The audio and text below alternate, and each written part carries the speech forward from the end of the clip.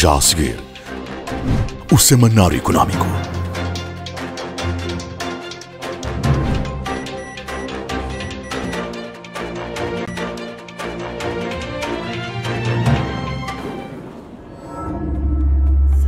BNI, milhões de braços, uma só força.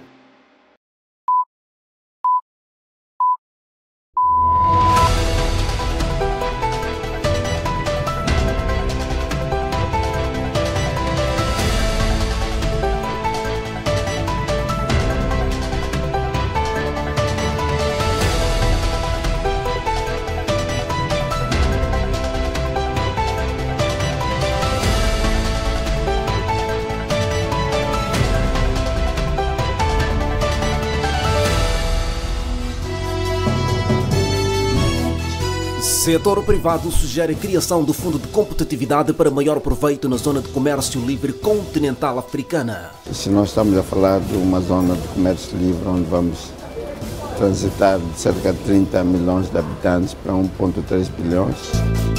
Empresários pedem indústrias transformadoras no país para evitar dependência externa. Dependerá bastante da estratégia que for seguida neste processo negocial.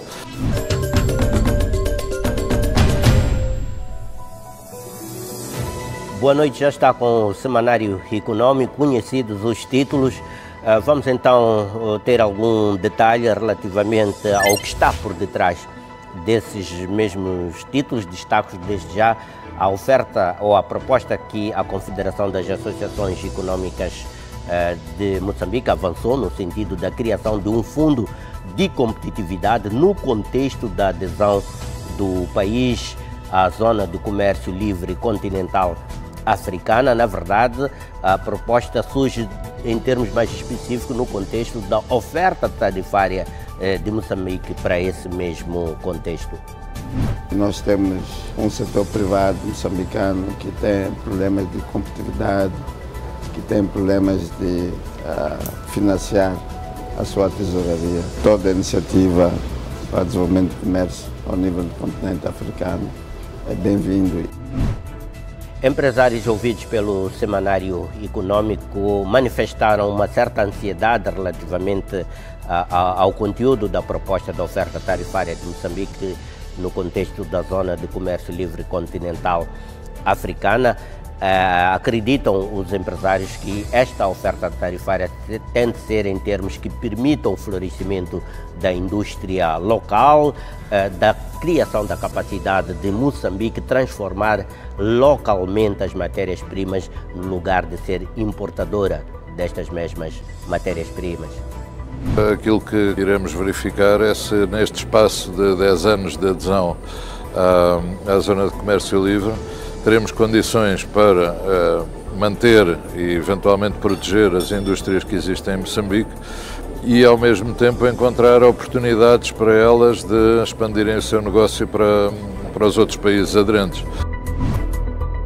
Na dimensão de análise, vamos compulsar sobre o mais recente relatório de Índice de Desenvolvimento Humano publicado pelo Programa das Nações Unidas, que vamos tentar trazer a fotografia de Moçambique no contexto desta informação importante sobre o desenvolvimento humano em Moçambique. Em estúdio teremos, ou já está mesmo conosco, o economista Michael Sambo, a quem convidamos e desafiamos a analisar criticamente este relatório e tentar, tanto quanto possível, trazer a real situação de Moçambique neste domínio, neste contexto. Outro tema de análise que trazemos para esta edição tem que ver com a situação de Moçambique no que diz respeito aos minerais industriais. Já sabe, caro telespectador, que Moçambique é habitualmente citado como um país rico em recursos minerais.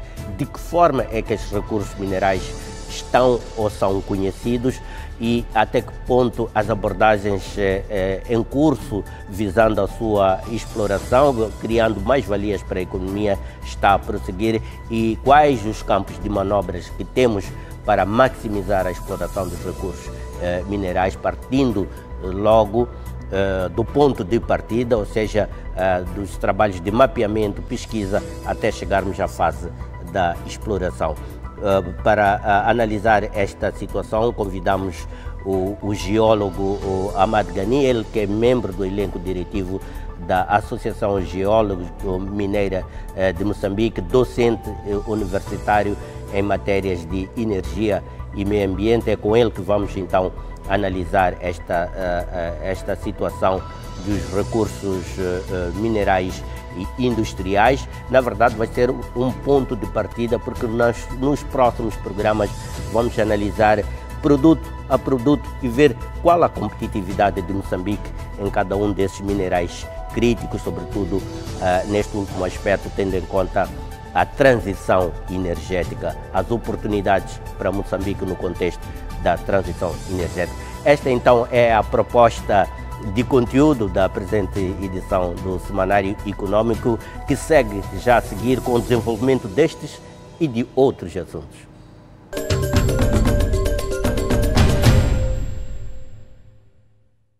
Há um banco em Moçambique que abre caminho para o desenvolvimento do país. Ajuda Moçambique a andar para a frente, construindo as ligações para o futuro. Respeita o potencial dos recursos naturais, colocando-os ao serviço dos moçambicanos. Pulsa com a energia da nossa terra, fazendo-a crescer com mais eficiência. Semeia a esperança, preparando um futuro próspero. Promove a inovação, dinamizando a economia e criando novas oportunidades de negócio. BNI é o banco que faltava. É o banco que faz a diferença.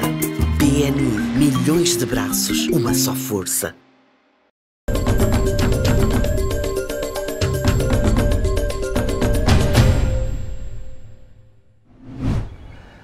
Até o próximo mês de maio, Moçambique vai apresentar a sua oferta tarifária para a Zona de Comércio Livre Continental Africana.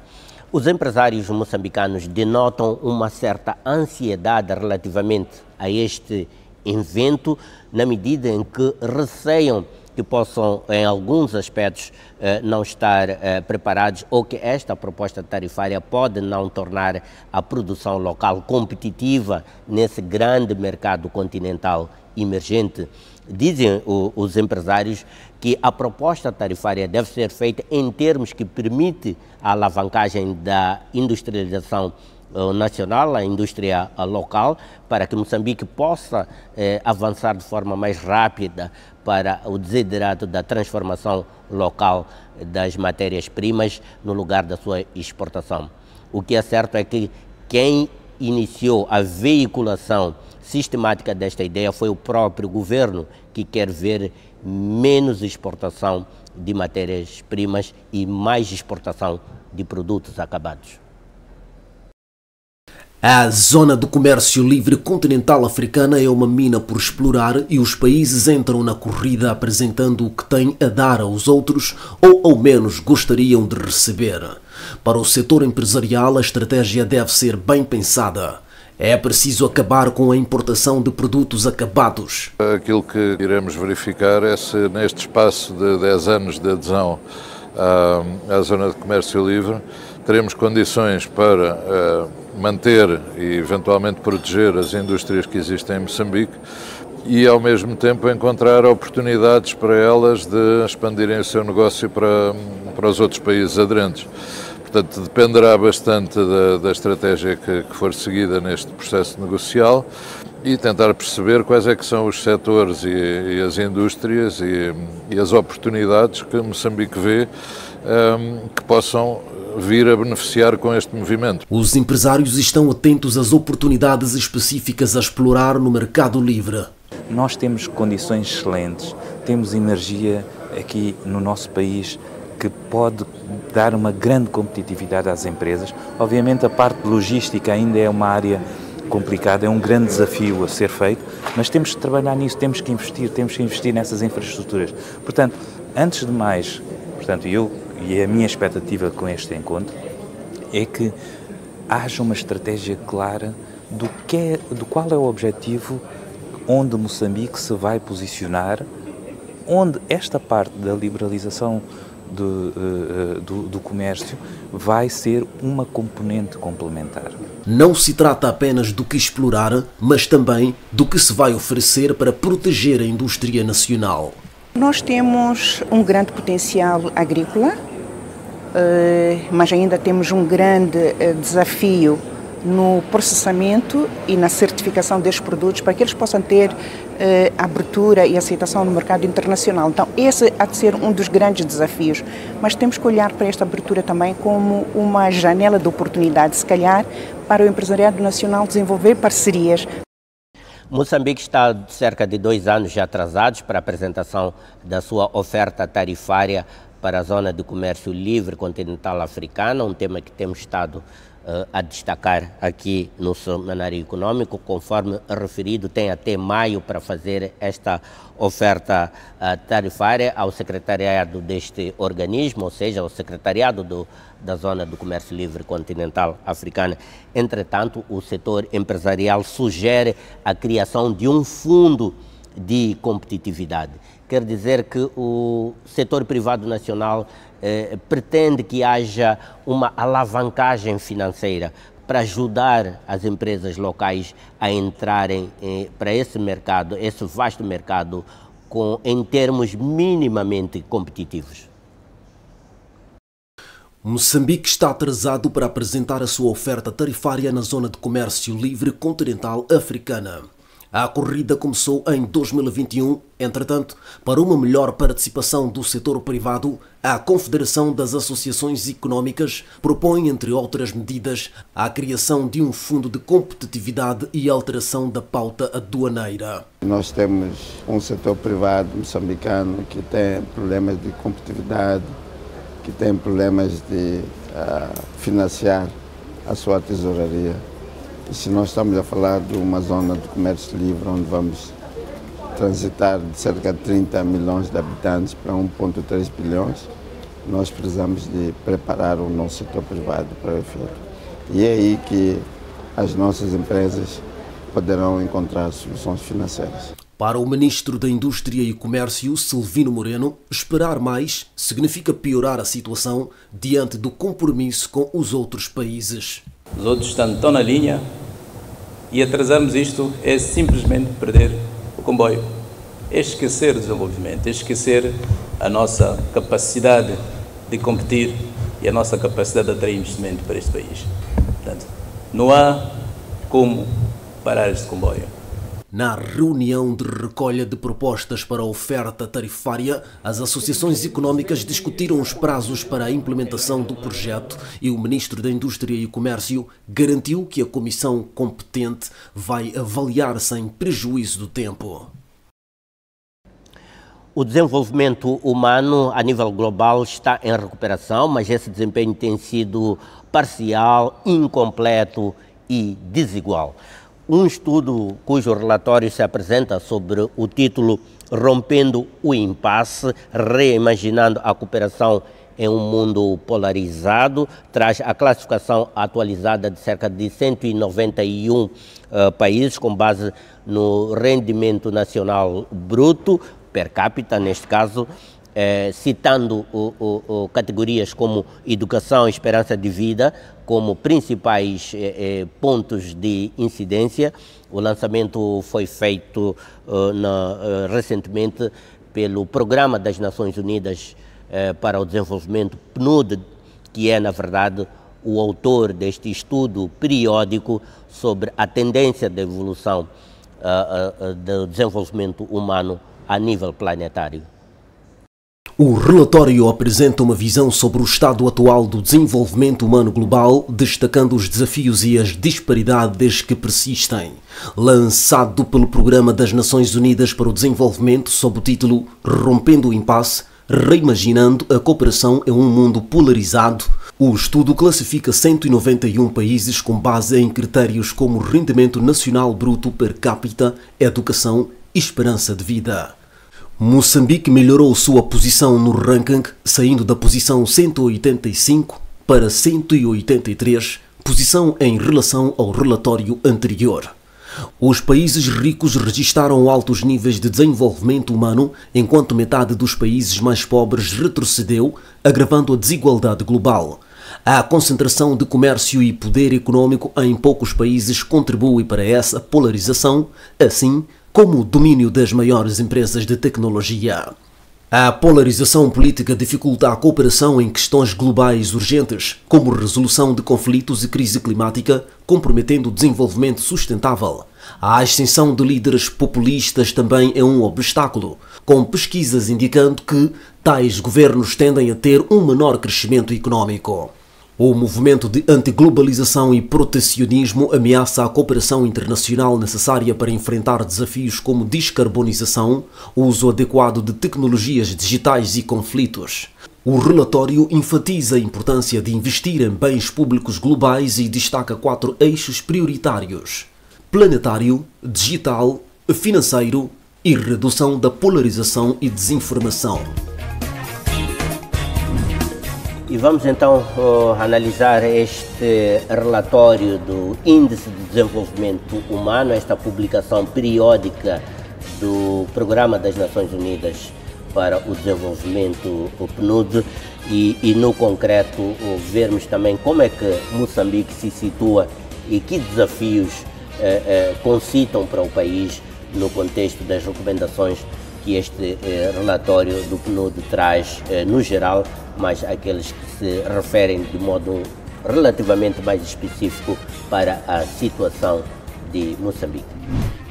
E para analisar este último relatório do Índice de Desenvolvimento Humano, tenho comigo o economista Michael Sambo, ele que é pesquisador no IES e docente universitário, amigo do Semanário Econômico. Obrigado, Michael Sambo, por estar aqui no Semanário Econômico e nos ajudar a perceber melhor com que fotografia é que ficamos neste relatório. E a minha pergunta é precisamente essa.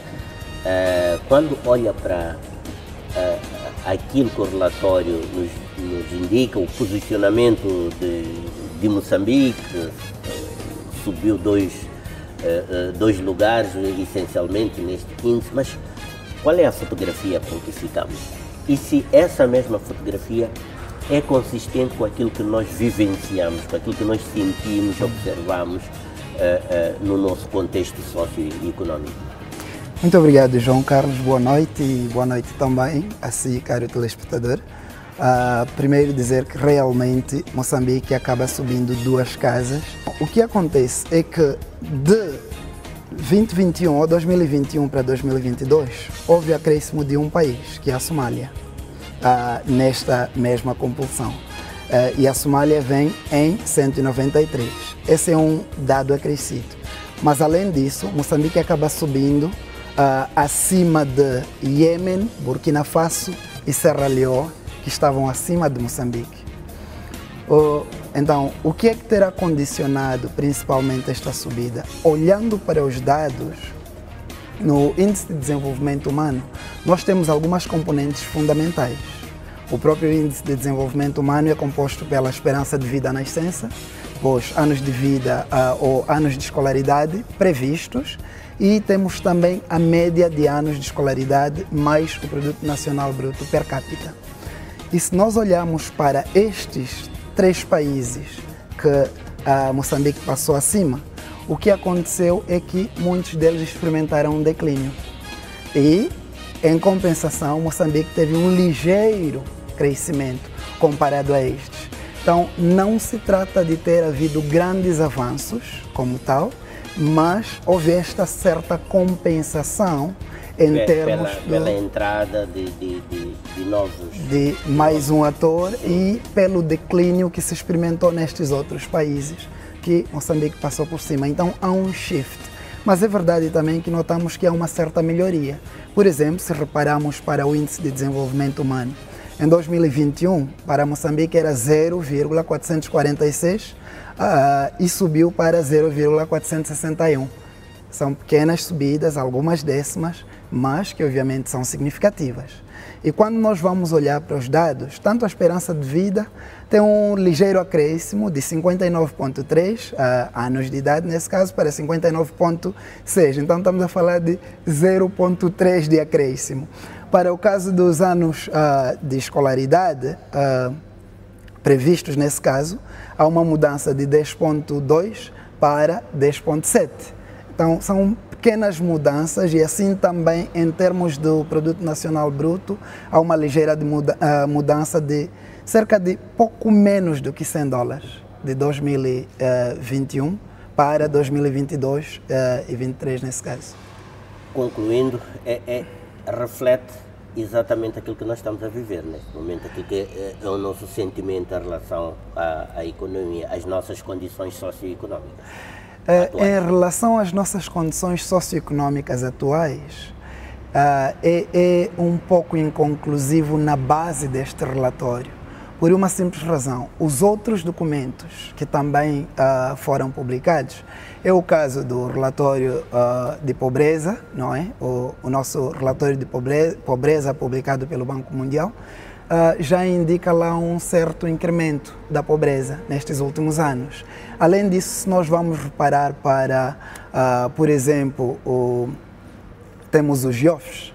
Os GIOFs revelam alguns elementos que são específicos para a questão da pobreza, que há uma tendência das pessoas não sentirem melhoria. Se em 2020, 2021 já sentiam que, em termos, por exemplo, da alimentação, alimentavam-se abaixo do que deviam, tinham dificuldades alimentícias, entre outras, para o 2022, praticamente não sentem ter havido melhoria. Então, obviamente, se nós vamos olhar para aquilo que é o sentimento das pessoas, não houve uma melhoria acentuada ou talvez que seja notável. E, ao mesmo tempo, é importante notar que, para o caso do Produto Nacional Bruto e o relatório, por exemplo, da pobreza, alguns elementos são apontados como fatores que, de alguma forma, contribuem para essas melhorias. O facto de começarmos já com algumas exportações do gás, por exemplo, que vai fazer crescer o PIB. A taxa de crescimento do PIB, por acaso, há uma tendência de aumentar nos últimos anos, depois da recessão que experimentamos em 2020. Há uma tendência ascendente desta taxa de crescimento, o que significa que o PIB também tende a crescer, mas em termos da superação do que eram os níveis anteriores, infelizmente, é uma constatação também deste relatório que grande parte dos países, sobretudo os países em vias de desenvolvimento, não conseguiram apanhar, digamos, aquela que era a tendência de crescimento antes de 2020, antes da pandemia. Que aspectos podemos considerar sensíveis ou de alerta no que respeita à situação de Moçambique na componente do desenvolvimento humano? Na componente do desenvolvimento humano, voltando para os elementos que constituem o desenvolvimento humano, é importante notar, por exemplo, que a esperança de vida na essência, nós temos aqui um dado, quantos anos é que se espera que uma criança que está acabada de nascer poderá efetivamente viver. A ideia aqui é trazer um pouco, não apenas do tempo de vida, mas também vida em saúde. E se nós vamos para o nosso contexto, vamos reparar a questão de acesso à saúde. E aí temos grandes desafios.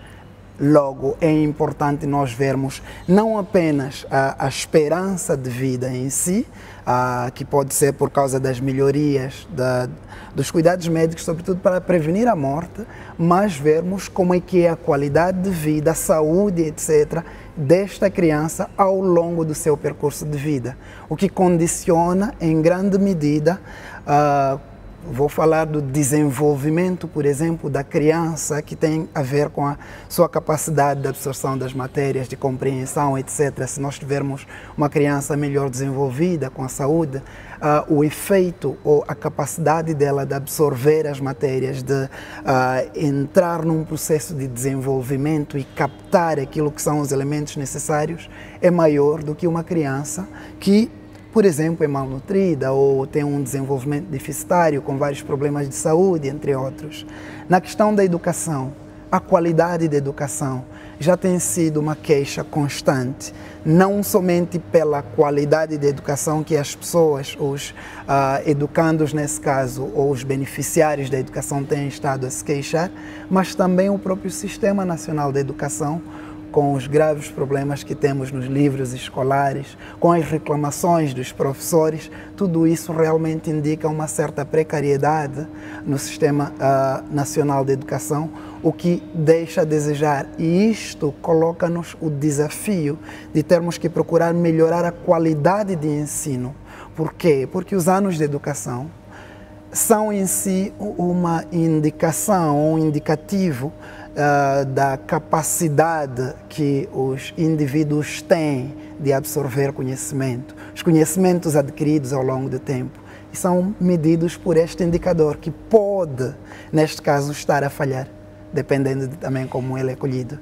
Olhemos para as recomendações gerais deste relatório das Nações Unidas sobre o desenvolvimento humano. Quais as recomendações que se encaixam que nem uma luva na situação de Moçambique? Em relação às recomendações em particular, eu tenho a sublinhar algumas, como é o caso de reforçar o desenvolvimento humano. Alguns falam até de duplicar o desenvolvimento humano para libertar as capacidades criativas e cooperativas. Eu acho que este desafio, em particular, é fundamental no contexto de Moçambique. É fundamental porque a orientação é principalmente o indivíduo. E neste caso, como vinha falando dos elementos que compõem o Índice de Desenvolvimento Humano, temos que melhorar as condições de saúde, o que implica desde já grandes investimentos na área de saúde, na área de educação, e também, até certo ponto, e é fundamental, a questão das desigualdades, que é um dos desafios também que é trazido pelo relatório da PNUD. O que acontece é que Moçambique, como um país pobre, um dos que está entre os 11 mais pobres, de acordo com este Índice de Desenvolvimento Humano, neste caso entre os 11 menos desenvolvidos ou com um Índice de Desenvolvimento Humano menor ao nível do mundo inteiro, é importante começar por investir nesses elementos, porque a partir deles podemos escalar cada vez melhor. Não é? Por um lado, a questão da desigualdade de renda, que é medido pelo Produto Nacional Bruto. Isto significa dar aos moçambicanos um pouco mais de capacidade econômica para adquirir os bens e serviços necessários para seu próprio desenvolvimento, para a sua manutenção, o que também implica numa melhoria da qualidade de vida. E nos dias atuais nós estamos a ver uma situação em que há uma tendência de cada vez menos contratações, mas a taxa de crescimento populacional tende a aumentar. O Estado geralmente é o maior empregador em quase todas as nações, mas nós estamos numa situação em que vai se tendendo a congelar as novas contratações, a reduzir ou impedir aumentos salariais, o que até certo ponto, com efeitos das taxas de inflação, irá condicionar pela negativa o bem-estar dos indivíduos de uma forma geral. Poderá haver um aumento do desemprego, o que significa também, em parte, menor redistribuição da riqueza, porque é a partir do trabalho individual que a pessoa vai adquirir e vai ser parte deste processo de desenvolvimento e ter as rendas para satisfazer a sua família. E isso condiciona também, em parte, aquilo que chamamos da reprodução social, isto é, dar as condições necessárias aos nossos pequenos para que possam se transformar em futuras pessoas cheias de capacidade para contribuir para o desenvolvimento do país. Bom, mesmo para concluir, que ilações é que se podem tirar relativamente às abordagens que o país tem estado a seguir para reduzir as desigualdades, promoção do bem-estar de uma forma geral? E pronto, pegamos neste relatório e colocamos em evidência o que é que podemos tirar como ilação. Bem, em termos de ilações, é preciso repararmos, por um lado, daquilo que são as abordagens teóricas ao nível político e aquilo que tem sido a prática no dia a dia. E eu havia de me focar mais na questão prática e dizer que é importante que Moçambique faça esforços adicionais, redobrados, e invista naquilo que deve ser. Por exemplo, é importante que encontremos, vamos supor, de forma mais pragmática possível, a questão da produção do livro escolar, que já tem sido um assunto de grande debate. Em vez de este ser um desafio de cada ano, é preciso que se identifiquem todas as qualidades necessárias para o livro escolar e, em vez de se investir grandes somas para a produção anual, seria mera reprodução, porque o currículo não deve estar a mudar com regularidade e este valor pode ser canalizado para a melhoria das condições, por exemplo, educacionais. São as salas de aulas, são as carteiras escolares, são também a questão da remuneração dos professores, que vai criar um ambiente escolar melhor. Assim é igualmente na questão da saúde, quer a questão das maternidades, quer os cuidados neonatais e das crianças de forma geral, ao nível do país. Em outras palavras, precisamos de um pouco mais de investimento social em Moçambique, de forma a já podermos melhorar a nossa posição no Índice de Desenvolvimento Humano e não só, mas melhorarmos também as condições sentidas pela população de forma geral. Michael Santos, muito obrigado por partilhar a sua reflexão, a sua análise relativamente a este Índice de Desenvolvimento Humano, este tema que estivemos aqui a analisar neste apontamento, e até uma próxima oportunidade. Obrigado e até uma próxima oportunidade. E mais uma vez, obrigado pelo convite, João Carlos. Obrigado.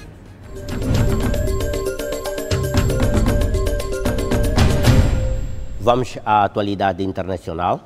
Atualmente, 134 países que representam cerca de 98% da economia mundial estão a explorar versões digitais da sua moeda. O estudo destacou que todos os países do G20, exceto a Argentina, estão em fases avançadas deste processo. No entanto, notavelmente, os Estados Unidos da América estão atrasados nesse processo.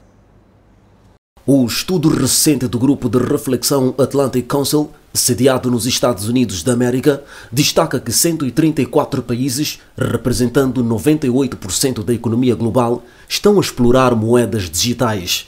Mais da metade desses países estão em estágios avançados de desenvolvimento, teste ou lançamento dessas moedas.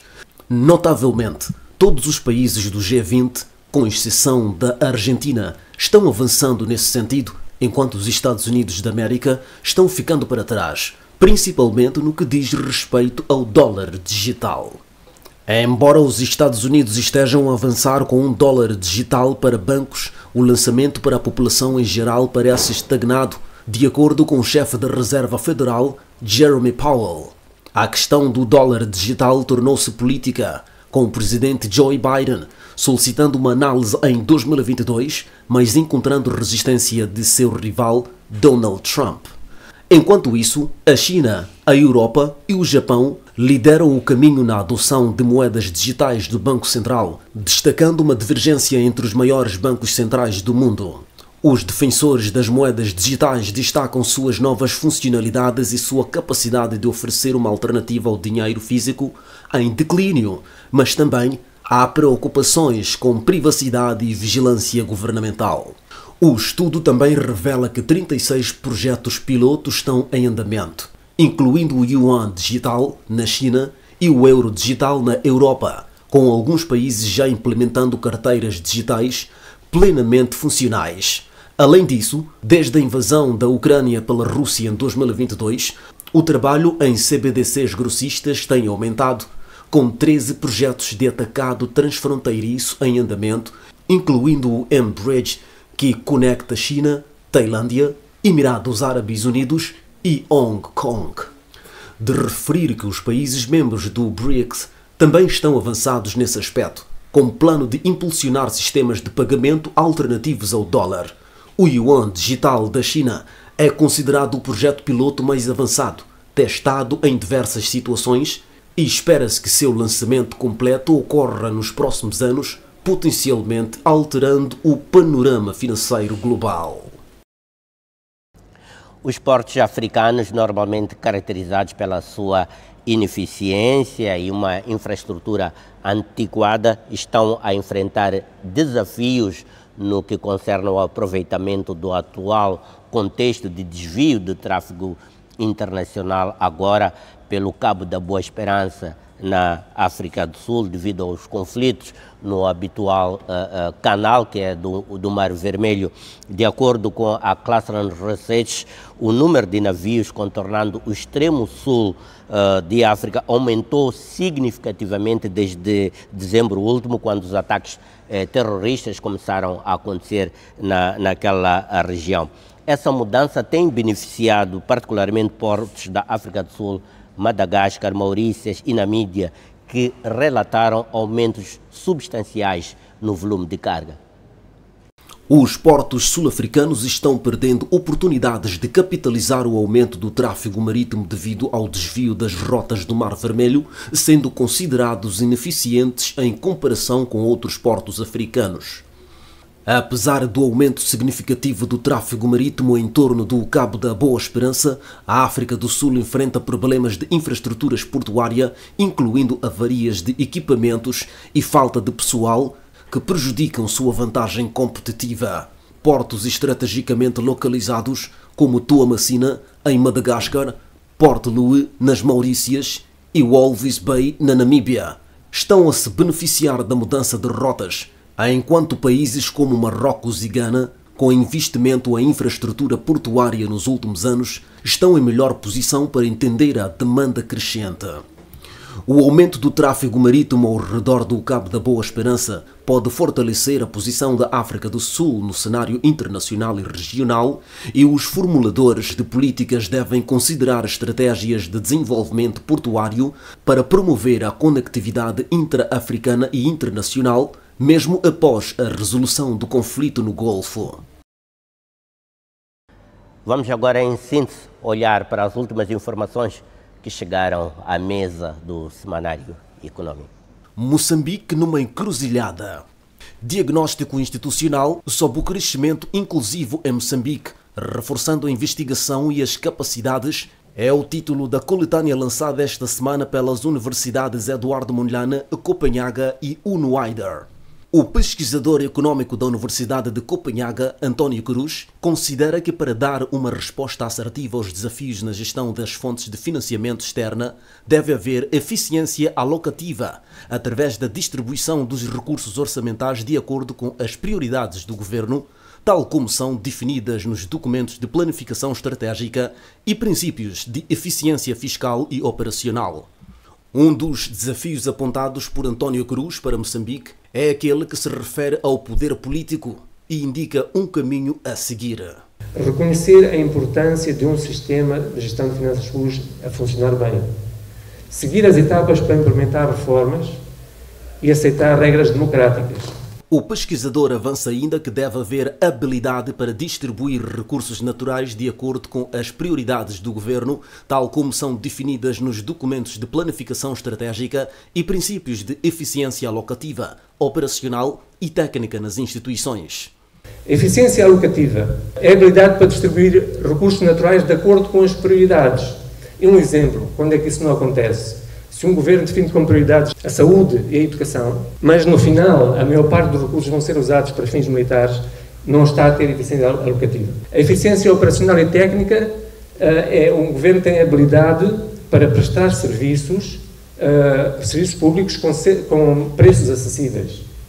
E finalmente, que também nem aparece em todos, portanto, em todos os artigos, é tornar a informação acessível ao público e aplicar pesos e contrapesos. No exame que efetuou ao curso das finanças públicas moçambicanas, António Cruz confirmou que, em casos de violações das normas do orçamento, é necessária a devida correção como forma de garantir que a gestão das finanças públicas seja seguida com rigor e ainda assegurar que os recursos públicos sejam bem utilizados e mantendo-se o ímpeto das reformas implementadas. Por outro lado, o antigo diretor da UNOWIDER, TARP, diz que é muito importante que os decisores de política económica de Moçambique prestem atenção às recomendações dadas no livro Moçambique numa encruzilhada, dada a utilidade no auxílio a uma melhor realização dos gastos que culmina em impacto dos investimentos.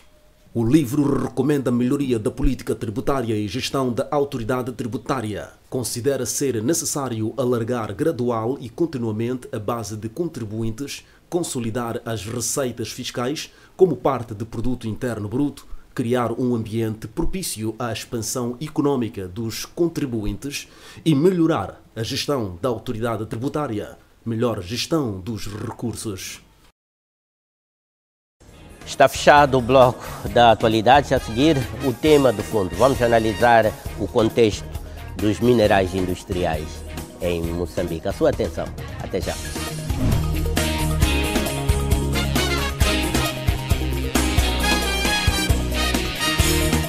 Este é o Semanário Econômico.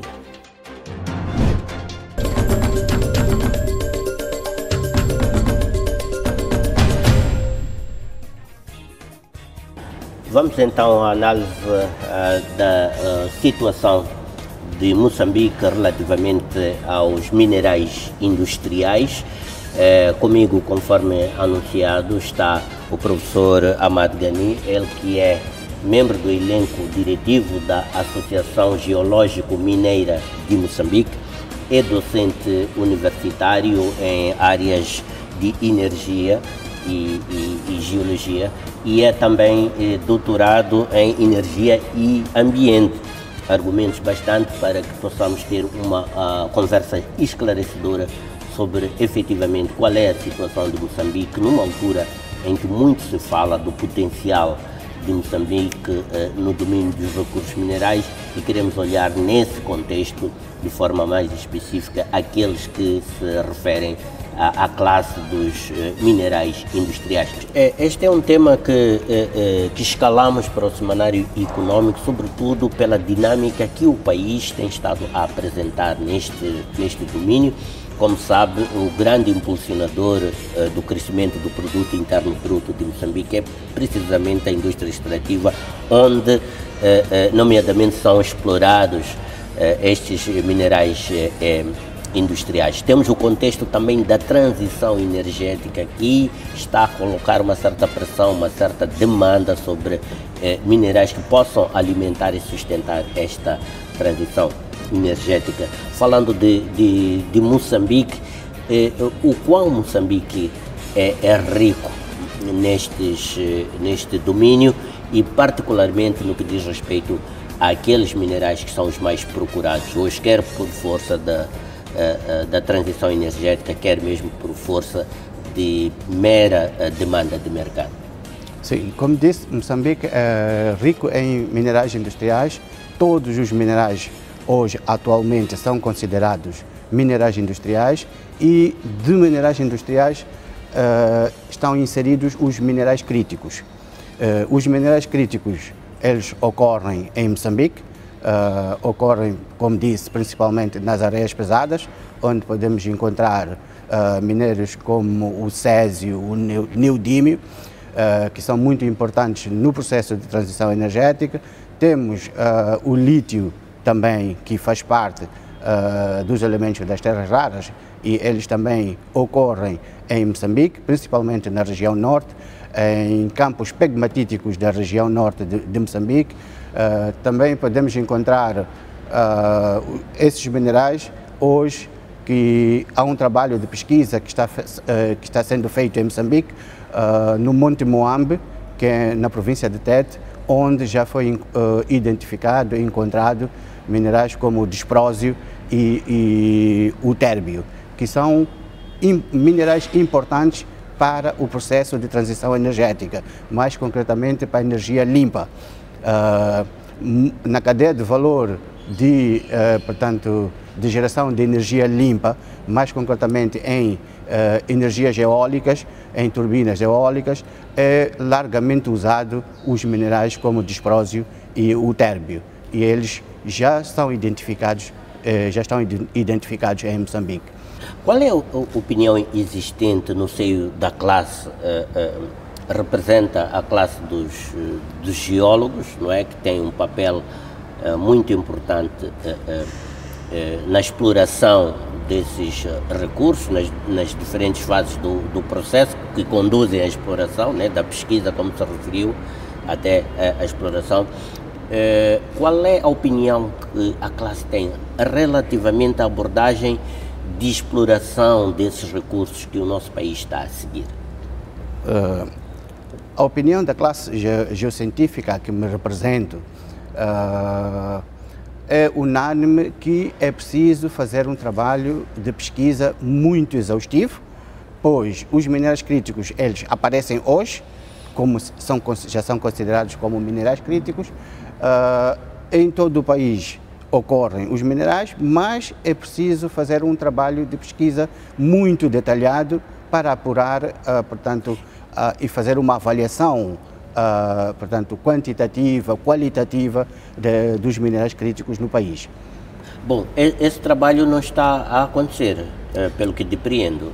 Ficamos basicamente dependentes dos resultados das pesquisas que os potenciais exploradores apresentam. Não, o trabalho está a acontecer, mas como disse, o trabalho é um processo que, digamos, demorado. Então não é assim visível em muito pouco tempo, mas o trabalho está a acontecer. Como disse, temos uma média de 16 anos, desde a pesquisa até a produção, mas o trabalho está a ser feito. Fora do âmbito das pesquisas empresariais, estão a acontecer pesquisas, digamos assim, preliminares, com vista a identificar e mapear a disponibilidade desses recursos, é isso? Sim, se for a ver o país todo, já há licenças requeridas para a prospecção e pesquisa desses minerais, em maior parte das províncias, o que mostra claramente que há um interesse muito elevado para a pesquisa desses minerais, porque os minerais críticos, eles aparecem hoje. Eles sempre existiram como um subproduto de minerais principais que eram explorados. Por exemplo, na exploração de gemas, nós sempre exploramos gemas como pedras preciosas que eram do interesse. E o outro minério agregado às gemas, ele era deixado, era renegado por não haver interesse. Não ter valor comercial. Não ter valor comercial. Mas hoje, em algumas minas, por exemplo, que já foram exploradas as gemas, é possível encontrar lepidolite ou espodumena, onde nós, desses minerais, podemos retirar o lítio. Portanto, já existe esse trabalho que está sendo feito e é possível recuperar algum subproduto que em tempo foi renegado para trás. Portanto, numa perspectiva de que nada se perde, tudo se aproveita. Tudo se aproveita, com certeza. E o que é que tem a dizer relativamente às formas, como é que o país capitaliza esses recursos? Será que os mesmos estão a ser feitos em termos economicamente vantajosos para o país, ou há espaço de melhorias, ou criar-se situações de proporcionar mais e maiores ganhos para a economia moçambicana? Pois, o trabalho vem sendo feito, mas obviamente que quando se trabalha sempre há necessidade de melhorias. O que nós achamos como classe de geocientistas em Moçambique, achamos que sempre deve haver melhoria na política do governo, de forma a dar um incentivo maior para a produção desses minerais. E também agregar valor Que tipo de incentivos?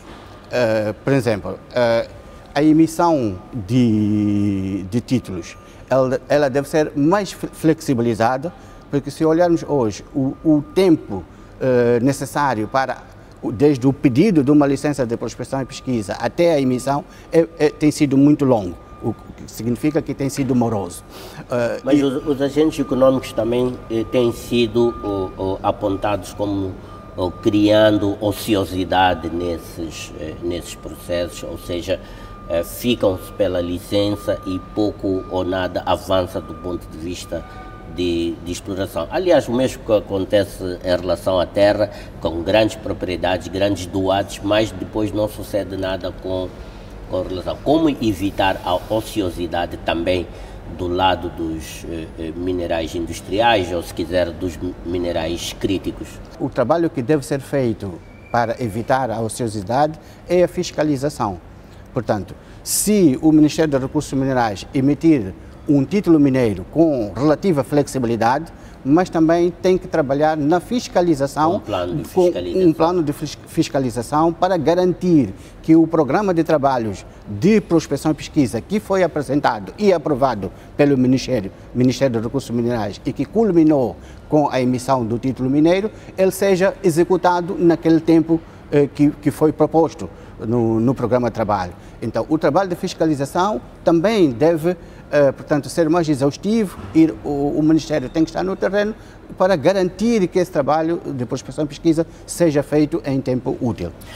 O país pode ser um pouco mais proativo nisso, no sentido de ações de marketing que exponham cada vez mais o potencial na perspectiva de atrair investimentos do setor e depender menos, vamos lá dizer, dos pedidos que um e outro operador solicita a partir das licenças para a exploração destes recursos. Pode-se chegar um pouco mais à frente o país e dessa forma ter maiores margens até de negociação?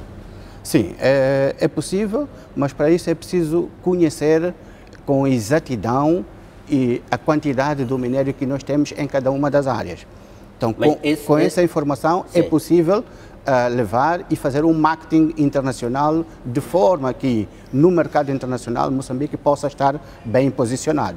Bom, olhando ainda para a expectativa que há do ponto de vista de capitalização, de obtenção de mais valor para a sociedade e para a economia decorrente da exploração destes recursos, o governo tem estado a sinalizar a necessidade de transformação local desses recursos, destes minerais. Tendo em conta o potencial que Moçambique apresenta neste ramo, mas, por outro lado, este déficit de desenvolvimento industrial que o nosso país também apresenta, do vosso ponto de vista, como é que se conciliaria esta situação e como é que se materializaria este desiderato do governo de transformação local dos nossos minerais? Sim, o que é preciso é a criação de políticas. Né? Em tempos, como sabe, esta indústria é conhecida como indústria extrativa, né? Mas este termo já pode entrar em desuso. Hoje é indústria mineira porque ela pode sair desde a pesquisa, a produção, processamento e refino de minerais.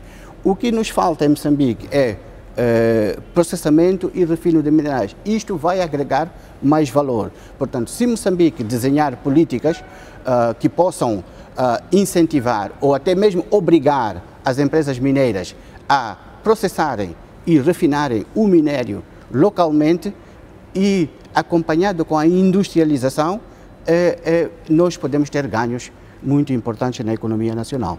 E, bom, aqui a questão é que normalmente estas indústrias requerem grandes investimentos iniciais na sua fase de implantação. Há uma reflexão sobre como realmente atrair esses investimentos? Sim, na verdade nós sempre pensamos que a indústria mineira ela precisa de grandes investimentos, mas também é possível trabalhar com poucos investimentos. O que quer dizer que para o setor da indústria mineira nós não precisamos necessariamente, eu tenho estado a defender isso, não precisamos necessariamente de megaprojetos. Pequenos e médios projetos é possível alavancar a indústria mineira. Por quê? A experiência dos países asiáticos, a China, por exemplo, a Índia, por exemplo, eles têm pequenas empresas que se produzem pequenas quantidades e alocam ao mercado nacional. Então, o que é preciso é garantir que haja maximização da indústria, flexibilização no processo todo de industrialização, e isto vai garantir, obviamente, que pequenas empresas elas possam ter capacidade suficiente para, por exemplo, a exploração de areias. Não precisa de um grande investimento, quer seja areias de construção, por exemplo, para minerais industriais, quer seja de argila, por exemplo, quer seja de calcário, por exemplo, a indústria cimenteira. Então, a exploração desses minérios não precisa de um grande investimento. E, por exemplo, a Banca Nacional pode dar empréstimos e garantir que os nacionais possam estar eles próprios a desenvolver a indústria minéria. Estas indústrias.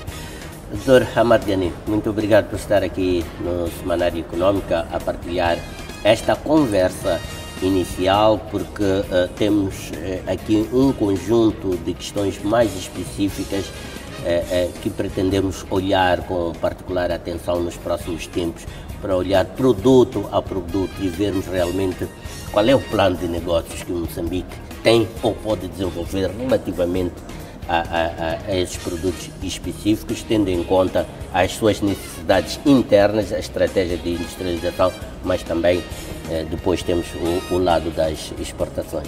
Muito obrigado, boa noite. Boa noite e até uma próxima oportunidade. Da nossa parte vamos ficar por aqui quanto ao tema de fundo. No entanto, o Semanário Econômico segue em frente.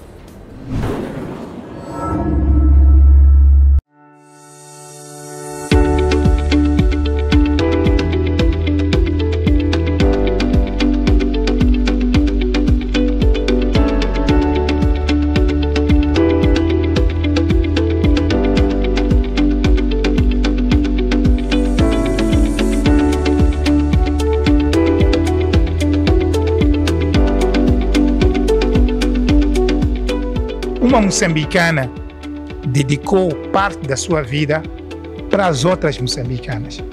E estamos aqui a falar da Josina Machel, que é uma compatriota como vocês, que dedicou parte da sua vida para fazer a diferença. Nós temos imensos desafios e vocês estão aqui para testemunharem de que na Sazol, na atividade de energia, vocês podem participar em toda a sua cadeia. E vocês é que vão ser a força da transformação.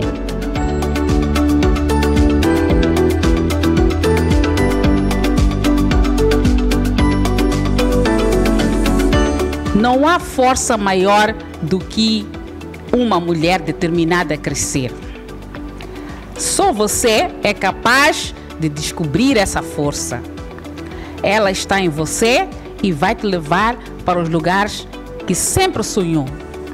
Existem mulheres fortes e aquelas que ainda não descobriram a sua força.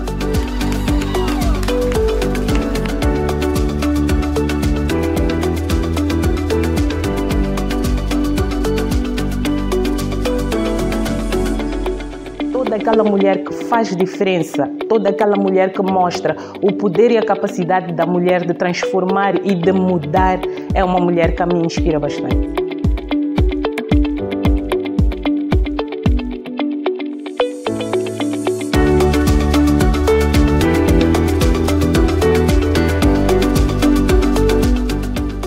Como mulher no meu ambiente de trabalho é poder fazer tudo.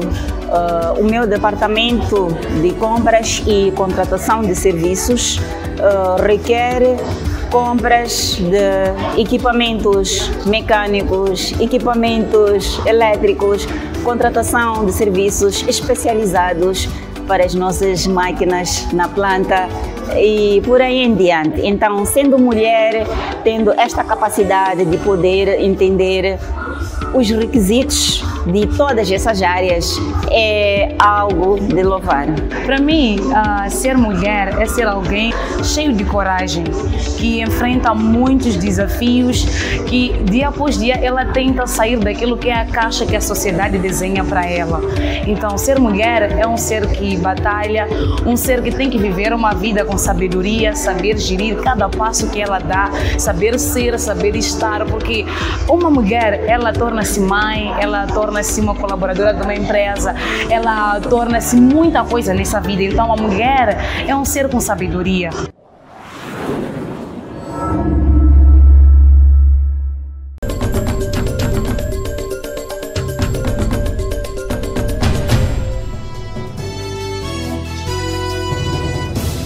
Estamos na porta de saída, já sabe que a esta altura temos oportunidade ainda de rever aquilo que foram as incidências da presente edição do Semanário Econômico, sobretudo para você que nos apanhou mais ou menos a meio do programa.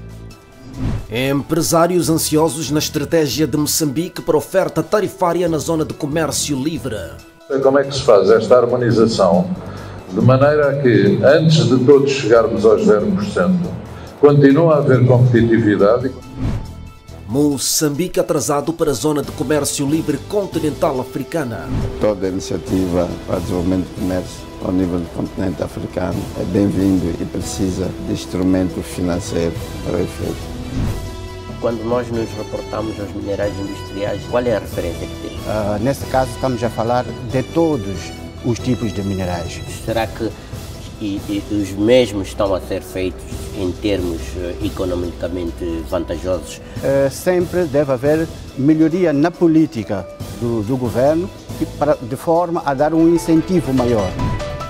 É o ponto final da presente edição do Semanário Econômico. Da nossa parte, tivemos imenso prazer em tê-lo em nossa companhia. Agradecemos desde já pela atenção que nos quis dispensar. Já sabe que nós voltamos terça-feira, quando forem 22 horas, aqui na STV Notícias, pontualmente, o Semanário Econômico. Boa noite, sucessos e até lá.